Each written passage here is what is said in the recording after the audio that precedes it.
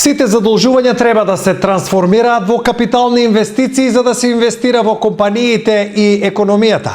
Во меѓувреме се бориме за деинсталација на криминалните кадри од СДСМ и ДУИ во правосудните органи. Изявиденес премиерот Христијан Мицковски. До 24 јуни буџетскиот дефицит и реализираните капитални инвестиции беа 3:1, 18 милиарди на 6 милиарди. Заклучно со месец октомври, буџетскиот дефицит е под 24 милиарди, а капиталните инвестиции се околу 19 милиарди. Значи, тие до крајот на годината би требало да се спојат, што представуваше наша основна задача, бидејќи за тоа што се задолжуваме, тоа да го вложуваме преку капиталните инвестиции, за да имаме додадена вредност.